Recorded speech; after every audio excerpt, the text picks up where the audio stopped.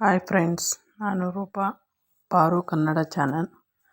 ನೀವು ಈಗ ಮುಖವಾಡಗೆ ಯಾವ ರೀತಿ ಡೆಕೋರೇಷನ್ ಮಾಡಬೇಕು ಅಂತ ಚಿಂತೆ ಮಾಡ್ತಿದ್ದೀರಾ. ಚಿಂತೆ ಬಿಟ್ಟುಬಿಡ್ರಿ.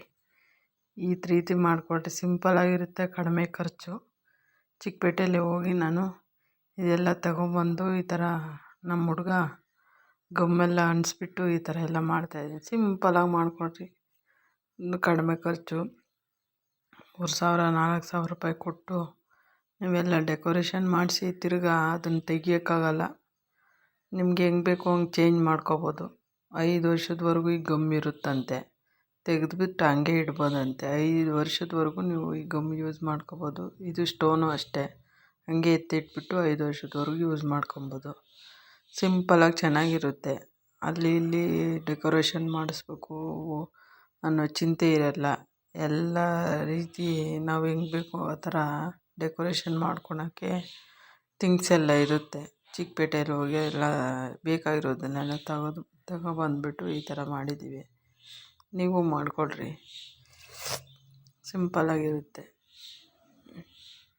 ಎಲ್ಲ ಸೇರಿ ಈ ಥಿಂಗ್ಸ್ಗೆಲ್ಲ ಸೇರಿ ಒಂದು 350-400 ರೂಪಾಯಿ ಆಗಿದೆ ಅಷ್ಟೇ. ನಾವೇ ಹುಡ್ಕೊಂಡು ಡಿಸೈನಲ್ಲಿ ಯಾವ್ದು ಬೇಕೋ ಅದು ಅವರೇ ಕೊಡ್ತಾರೆ. ನಮ್ಗೆ ಯಾವ ಡಿಸೈನ್ ಬೇಕೋ ಅದು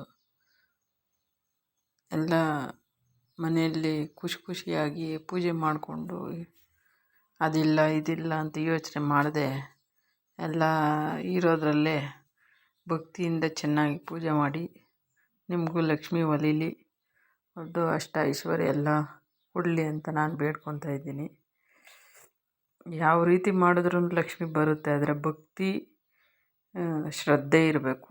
ಶ್ರದ್ಧೆ ಇದ್ದರೆ, ಭಕ್ತಿ ಇದ್ದರೆ ಆ ಲಕ್ಷ್ಮಿ ನಮ್ಗೆ ಒಲಿಯುತ್ತೆ.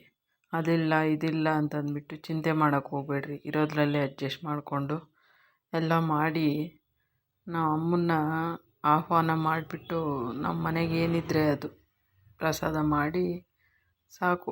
ಆಡಂಬರವಾಗಿ ಮಾಡಿ ಕಣ್ಣು ದೃಷ್ಟಿ ಬಿದ್ದು ಇನ್ನೂ 1 ವರ್ಷ ಮುಂದೆ ವರ್ಷ ಮಾಡೋಕ್ಕೆ ಆಗ್ದಿದ್ದಂಗೆ ಆಗಬಾರ್ದು. ಅದರಿಂದ ಇರೋದ್ರಲ್ಲಿ ಸಿಂಪಲ್ಲಾಗಿ ಲೈಕ್ ಮಾಡಿ, ಶೇರ್ ಮಾಡಿ, ಸಬ್ಸ್ಕ್ರೈಬ್ ಮಾಡಿ, ನನ್ನ ಚಾನಲ್ಗೆ ಪ್ರೋತ್ಸಾಹ ಮಾಡಿ. Thank you.